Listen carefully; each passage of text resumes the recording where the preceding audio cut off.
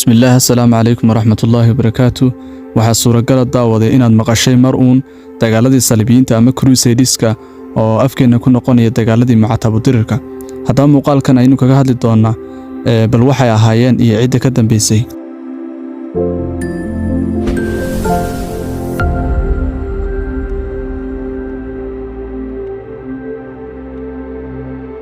dagaaladii Saliibiyiintu waxay ahaayeen duulaamo laabina taariikhda miilaadiga markay ahayd 1595.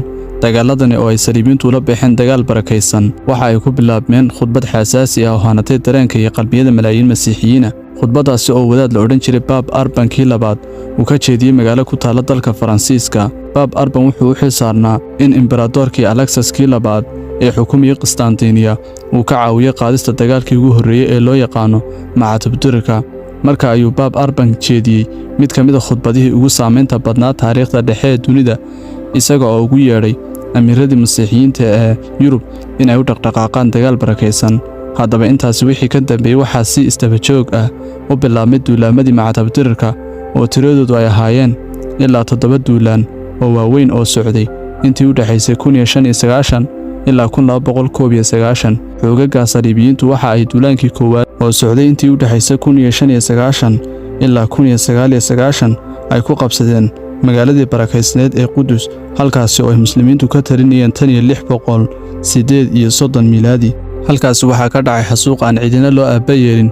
habeenkii ciidamadii Saliibiyiintu soo galeen Qudus iyo maalinkii ku xigayba waxay waqtigoodii siiyeen leynta iyo gumaadka dhammaan dadkii ku sugnaa Masjidul Aqsa, xitaa dumar iyo carruur midna lama badbaadin. muslimiintii kasakow yuhuudii ku nooleed ee magan gashay ama ku gabanaysay xarumahoodii cibaadada iyaga oo nool ayay Saliibiyiintu ku dhex gubeen goobihii ay magan galeen. haddaba duulamadaasi Saliibiyiintu ma ay ahayn ujeedadoodu kaliya istifaac, balse waxa uu ahaa dhul ballaarsi iyo in la gumeeyo lana gumaysto ummadaha muslimiinta ah, dalalkooda dhanna la qabsado. qolyaha Mucatabudirirku waxa ay rabeen inay qabsadaan dhulkii barakaysnaa ee Islaamku maamulayay, gaar ahaan Qudus oo ay Masiixiyiintu laftigoodu sida muslimiinta aaminsan yihiin in ay tahay goob barakaysan oo ku taala carriga malabka, cuntada iyo caanuhu ay cirka uga soo daadan jireen.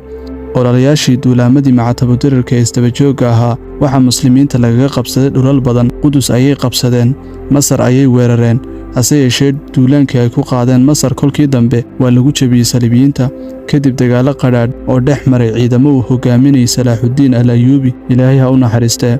Salaaxudiin ayaana furtay Qudus dibna uga xoreeyay qolyihii Mucatabudirirka ahaa kadib ku dhowaad 100 sano oo ay halkaasi ka talinayeen. haddaba halkaasi ayaynu ku joojinaynaa muuqaalkan. inta aynu ku kulmayno mid la mid ah waxaan iga tegayaa. Assalaamu calaykum waraxmatullaahi wabarakaatuh.